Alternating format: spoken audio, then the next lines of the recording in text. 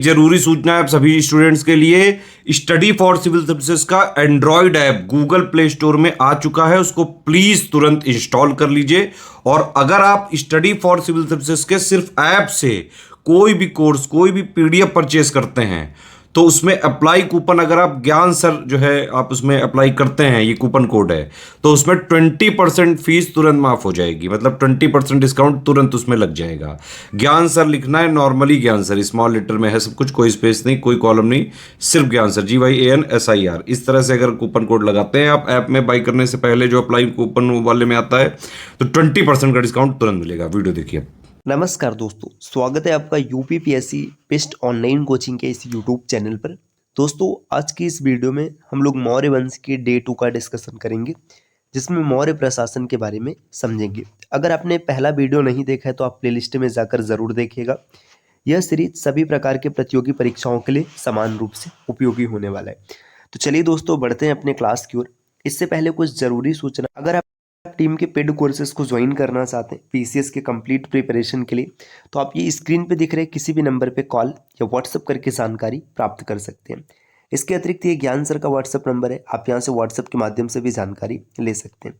और जिन दोस्तों ने अभी तक स्टडी फॉर सिविल सर्विसेज का एप्लीकेशन नहीं इंस्टॉल किया, वो ज़रूर इंस्टॉल करेंगे, क्योंकि एप्लीकेशन के माध्यम से अगर आप किसी भी कोर्स को परचेज करते हैं और वहाँ पर कूपन कोड अप्लाई करते हैं ज्ञान सर, तो आपको 20% का डिस्काउंट भी मिलेगा। अब बढ़ते हैं आगे अपने क्लास की ओर। देखिए, यहाँ पर दिया गया कि मौर्य काल में राजधानी पाटलिपुत्र थी। ये हम लोगों ने कल के वीडियो में भी देखा था कि मौर्य काल की जो प्रमुख राजधानी थी वो पाटलिपुत्र थी। प्रशासन को सुचारू रूप से चलाने के लिए साम्राज्य को 4 भागों में विभाजित किया गया था। ये कुछ इस प्रकार थे: पूर्वी प्रांत, पश्चिमी प्रांत, उत्तरी प्रांत और दक्षिणी प्रांत, या फिर आप क्षेत्र भी बोल सकते हैं। यहाँ पे दिया भी गया है कि पूर्वी क्षेत्र की राजधानी तौसाली थी, तौसाली मतलब तौसली। उत्तरी क्षेत्र की राजधानी तक्षशिला थी, जबकि पश्चिमी की राजधानी उज्जैन थी और दक्षिणी क्षेत्र की राजधानी सुवर्णगिरी थी। तो आपको इतना याद रखना है कि जो पूर्वी क्षेत्र है उसकी राजधानी तोसली है, पश्चिमी क्षेत्र में उज्जैन है, उत्तरी में तक्षशिला और दक्षिणी में सुवर्णगिरी। मौर्य प्रशासन की जानकारी के मुख्य स्रोत के लिए कौटिल्य का जो है अर्थशास्त्र और यूनानी लेखक मेगस्थनीज की इंडिका का प्रयोग किया जाता है। मतलब मौर्य प्रशासन क्या था, इसकी जानकारी अर्थशास्त्र और इंडिका से प्राप्त होती है।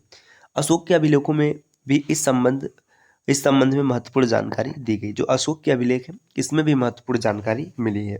अब यहाँ पर दिया गया मौर्य प्रशासन, देख सकते प्रशासन के स्रोत की बात करें, कहाँ से पता चलता है कि मौर्य प्रशासन कैसा था, तो अर्थशास्त्र से पता चलता है। इंडिका हो गया, अशोक के अभिलेख हो गया और रुद्रदामन का जूनागढ़ अभिलेख हो गया। यहाँ से प्रशासन के बारे में पता चलता है। अब जो प्रशासन था उसके केंद्र में कौन था, तो सम्राट था। सम्राट के बाद मंत्रिगढ़ मतलब मंत्रीगढ़ जो पूरा था, मंत्रिपरिषद और अध्यक्ष, ये 4 उसके केंद्र में थे। और प्रांत की बात करेंगे तो मंत्रिपरिषद और राज्यपाल या कुंवरी से संभालते थे।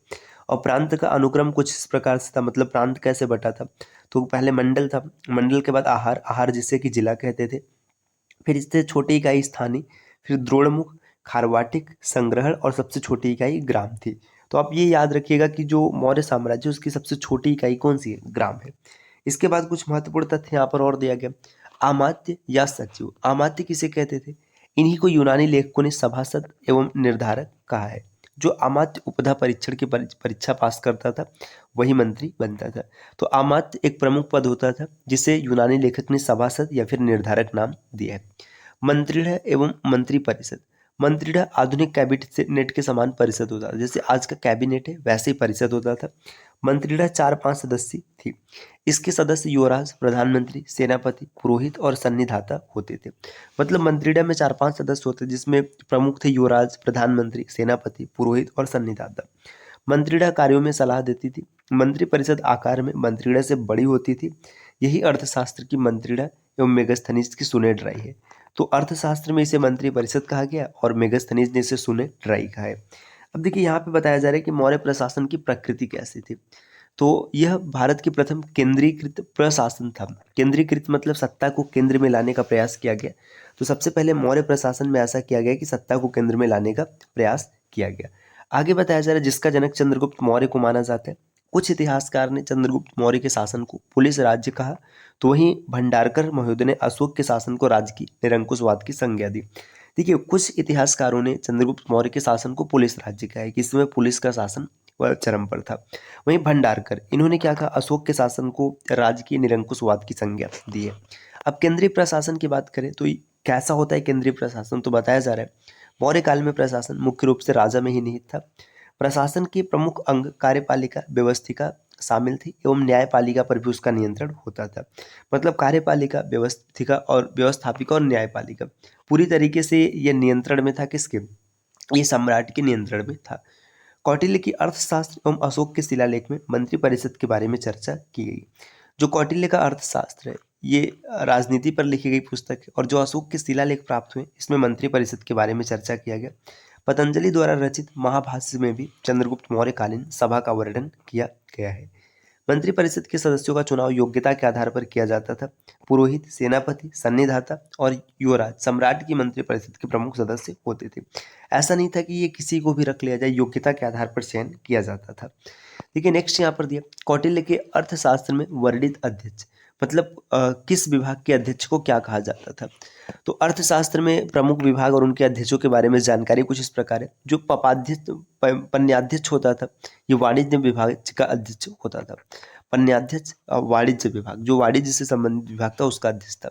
सुराध्यक्ष, देखिए सुरा शराब को कहते हैं, तो ये आबकारी विभाग का अध्यक्ष। सोनाध्यक्ष, ये बूचड़ खाने का अध्यक्ष सोनाध्यक्ष कहलाता था। गणिका अध्यक्ष, ये गणिकाओं का अध्यक्ष होता था, इसे गणिका अध्यक्ष कहते थे। सीता अध्यक्ष, देखिए सीता ये कृषि के लिए, मतलब भूमि के लिए प्रयोग किया जाने वाला शब्द था, तो सीता अध्यक्ष कृषि का अधीक्षक होता था। अकराध्यक्ष, ये खान विभाग का अध्यक्ष होता था, अकराध्यक्ष। कुपाध्यक्ष, कुप्याध्यक्ष, ये वनों का अध्यक्ष होता था। कोष्ठगाराध्यक्ष, ये कोष्ठगार का अध्यक्ष होता था। आयुध गाराध्यक्ष, आयुधगार जो होते थे इसका अध्यक्ष आयुधगाराध्यक्ष कहलाता था। शुल्काध्यक्ष, ये व्यापार कर वसूलने वाला, मतलब देखिए नाम से पता चल रहा है शुल्क, तो व्यापार का जो कर वसूलता था उसे शुल्काध्यक्ष कहते थे। देवताध्यक्ष, ये धार्मिक संस्थानों का अध्यक्ष देवताध्यक्ष कहलाता था। पौतवाध्यक्ष, मानकीकृत भार व माप का प्रभारी होता था। अश्वाध्यक्ष, घोड़ों का अध्यक्ष होता था। हस्ताक्षर, हाथियों का अध्यक्ष। स्वर्णाध्यक्ष, सोने का अध्यक्ष। अक्षपटलाध्यक्ष, ये महालेखाकार को अक्षपटलाध्यक्ष कहा जाता था। रथाध्यक्ष, ये युद्ध रथों का अध्यक्ष होता था। पदाध्यक्ष, जो पैदल सेना चलती थी उसका अध्यक्ष होता था। पराध्यक्ष, ये व्यापार, मूल कर निर्धारण और राज्य द्वारा चलाई जाने वाली निर्माण इकाइयों इत्यादि वस्तुओं की बिक्री का प्रभार अधिकारी होता था। देखिए आगे यहाँ पर कुछ और ऐसे पद दिए गए, जैसे यहाँ पर है सूत्राध्यक्ष, कताई बुनाई विभाग का अध्यक्ष होता था सूत्राध्यक्ष। लोहाध्यक्ष, ये धातु विभाग का अध्यक्ष।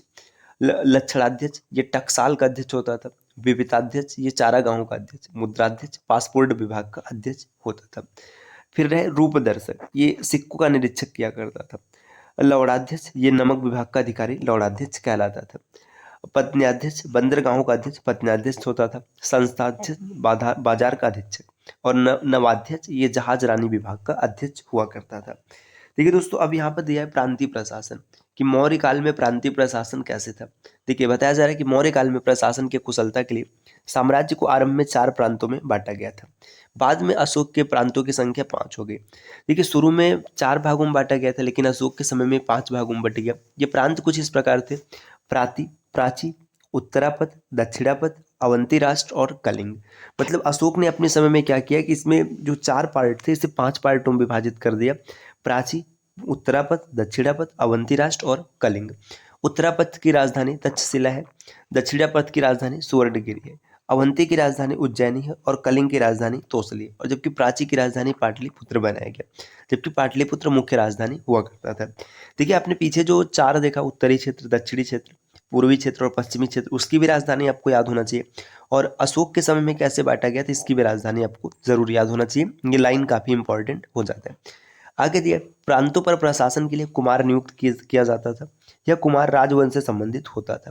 प्रांतों को आगे और भागों, जिलों और ग्राम में बांटा जाता था।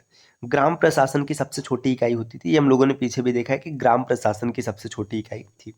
100 गांवों के समूह को संग्रहण कहा जाता था और सभी प्रशासनिक इकाइयों में प्रशासन के लिए अलग अलग अधिकारियों की नियुक्ति होती थी। आगे यहाँ पर दिया है, देखिए नगर प्रशासन। तो नगर प्रशासन, देखिए यहाँ पे मेगस्थनीज ने नगर प्रशासन के लिए 6 समितियां बताई है और उसके बारे में चीज़ों को विस्तार से बताया है। तो अगली क्लास में हम लोग नगर प्रशासन के बारे में समझेंगे। क्लास आपको कैसी लगी दोस्तों कमेंट करके ज़रूर बताइएगा। और अगर आप किसी भी एग्ज़ाम की कंप्लीट प्रिपरेशन करना चाहते हैं तो आप टीम के पेड कोर्सेज को ज्वाइन कर सकते हैं, जिसके लिए स्क्रीन पे दिख रहे किसी भी नंबर पे आप कॉल या व्हाट्सअप करके जानकारी प्राप्त कर सकते हैं। ये ज्ञान सर का व्हाट्सअप नंबर है, आप यहाँ से सिर्फ व्हाट्सअप के माध्यम से जानकारी ले सकते हैं। जिन साथियों ने अभी तक स्टडी फॉर सिविल सर्विसेज का एप्लीकेशन इंस्टॉल नहीं किया वो ज़रूर इंस्टॉल करेंगे, क्योंकि एप्लीकेशन के माध्यम से किसी भी कोर्स को परचेज करते समय अगर आप कूपन कोड वाले सेक्शन में कोड अप्लाई करते हैं ज्ञान सर, जैसे ही आप ये कोड अप्लाई करेंगे आपको 20% का डिस्काउंट मिलेगा। तो मिलते हैं साथियों आपसे नेक्स्ट वीडियो में कुछ नए इन्फॉर्मेशन के साथ, तब तक के लिए नमस्कार।